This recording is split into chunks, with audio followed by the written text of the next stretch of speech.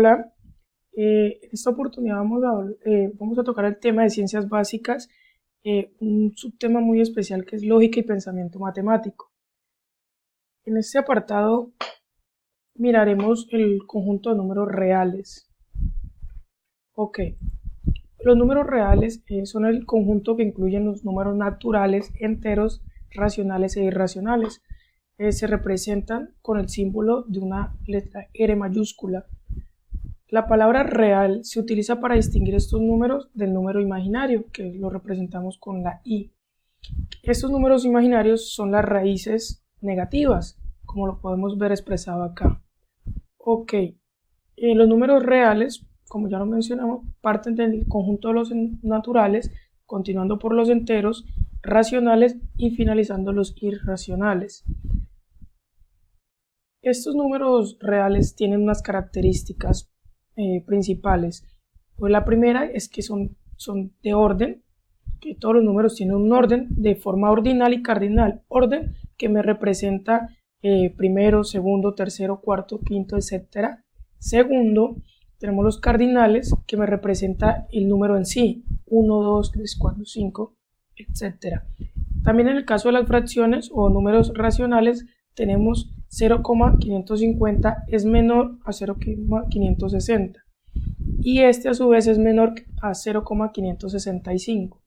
También tenemos las características que van de la mano, que son integrales, infinitud y expansión decimal. En el caso de la integral es que no hay espacios vacíos entre los conjuntos, o sea, todos ocupan la mayoría de este espacio. Infinitud es que son inconmensurables, son inmedibles. Y expansión decimal, como lo mencionamos en las dos primeras, es que por cada punto que yo abra en una recta numérica o décima que tome, siempre va a aparecer una subdécima y así dando orden. También tenemos una clasificación de los números reales. Como ya lo había mencionado, inician con los números naturales, continúa con los enteros, siguiente los racionales, a un subconjunto aparte están los irracionales y todos estos forman los reales, que lo vamos a ver a continuación. Ok, números naturales. Los números naturales nacen de la necesidad de aprender a contar o de contar ciertos objetos. Van desde el 1 hasta el infinito. Un ejemplo pues lo tenemos acá demarcado del 1 al 10 y su símbolo es la n con doble pestaña que nos indica la pluralidad del mismo, números naturales. Seguido tenemos los números enteros, que son el conjunto de los naturales más sus números simétricos. Estos números simétricos, como lo mencionamos acá, es el que sumado con su correspondiente da el natural de 0. O sea, son los números naturales más los negativos de estos mismos, obteniendo también el valor de 0.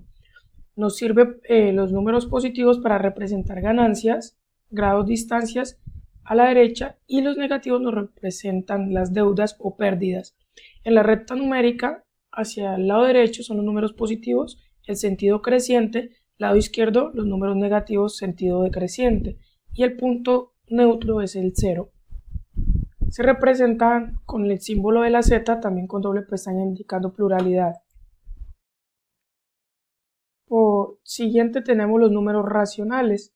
Los números racionales son todos los números que se pueden escribir de la forma P sobre Q y que donde P es el numerador, B el denominador y P y Q tienen que ser enteros y Q tiene que ser diferente de 0, ¿sí? Para que no me dé una indeterminación. Se representa por la letra Q, también con la doble pestaña, y básicamente son todos los números fraccionarios. Seguido de esto tenemos los irracionales, que es el conjunto de números que tienen muchos decimales no periódicos, o sea que no se repiten. Como podemos leer acá en este apartado, nos dice que son aquellas magnitudes que no pueden expresarse en forma entera o como fracción, que son inconmensurables. Los números más conocidos de estos tenemos por acá el número pi y su equivalencia aproximada. Tenemos el número raíz de 2, raíz de 3, todas las raíces de la mayoría de los números primos. También tenemos el número E de Euler, que es igual a 2.718. Estos son como los números más conocidos de estos irracionales, aunque tenemos en cuenta que hay muchísimos. También encontramos algunas propiedades de los números reales. En sí, para cada conjunto hay unas determinadas propiedades, pero en este apartado decidí sintetizarla en estas que son como las más importantes o las que se repiten comúnmente.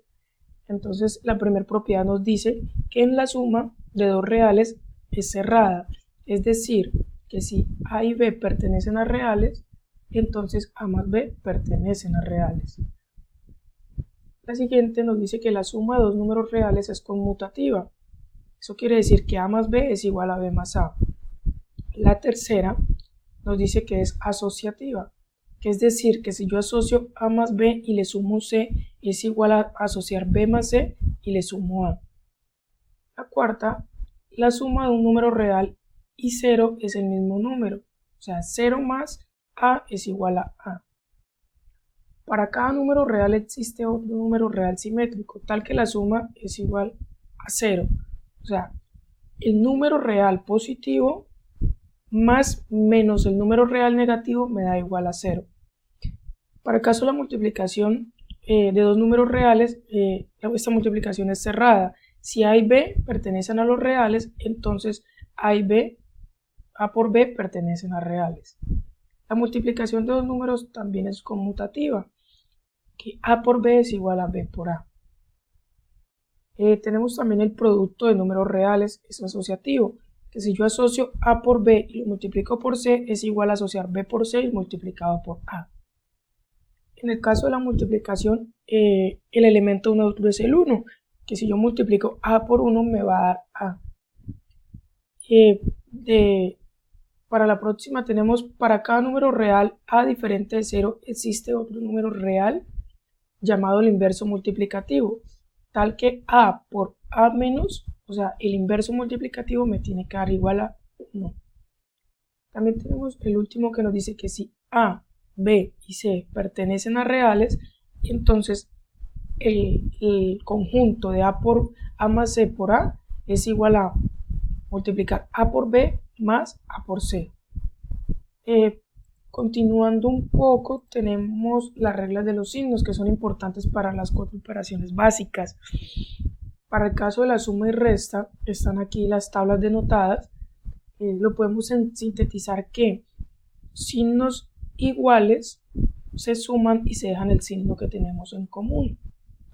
En signos diferentes se restan y se dejan el signo del número mayor.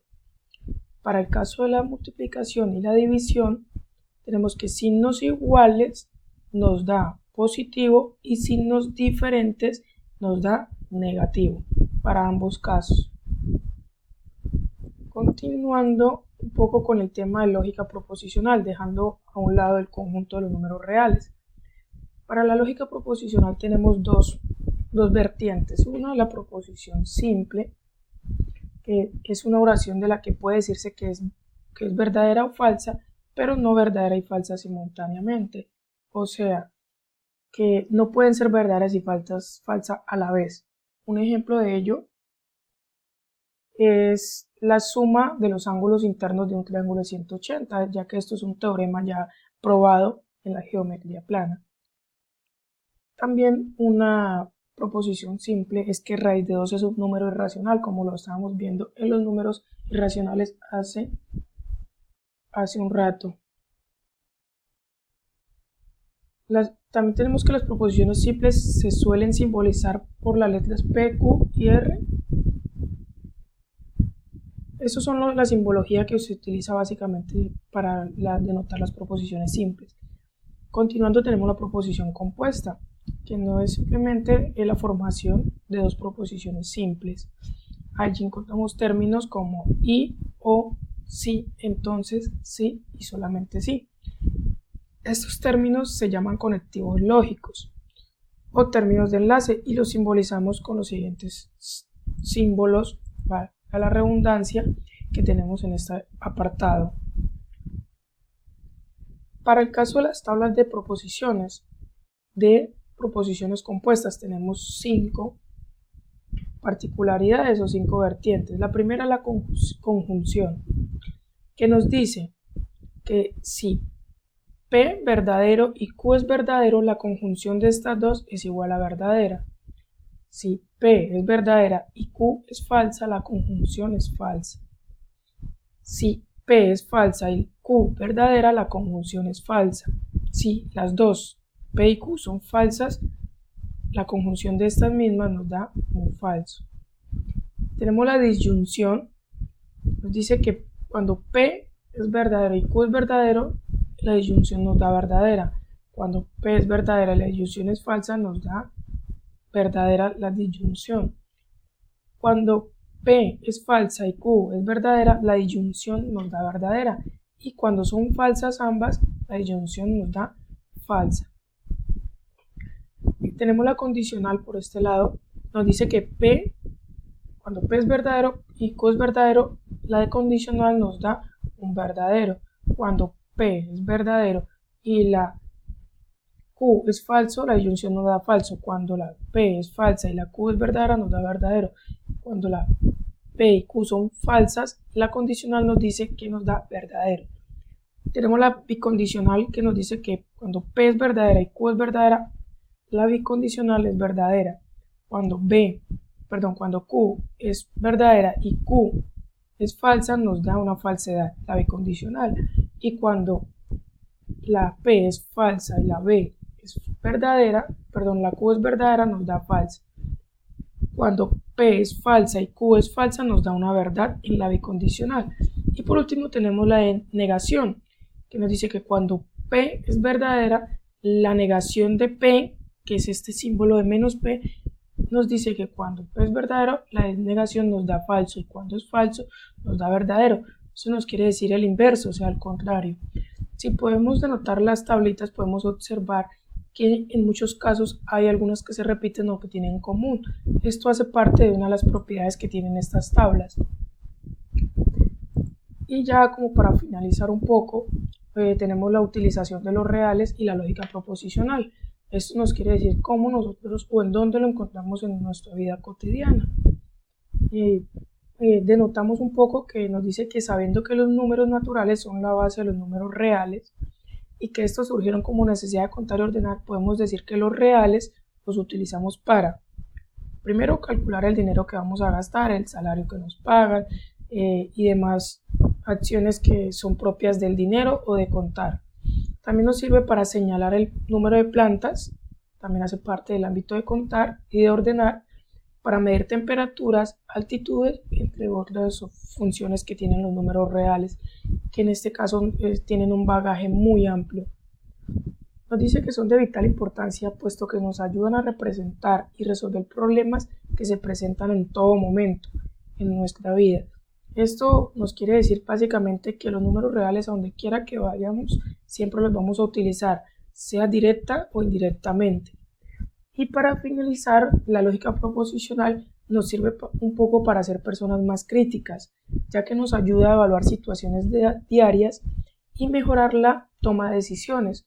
Todo esto en cuanto a su gran nivel de autocriticarnos o preguntarnos el sentido de los pensamientos propios del ser humano, ya que somos seres que nos guiamos por pensamientos y por actitudes, no por instinto como los animales.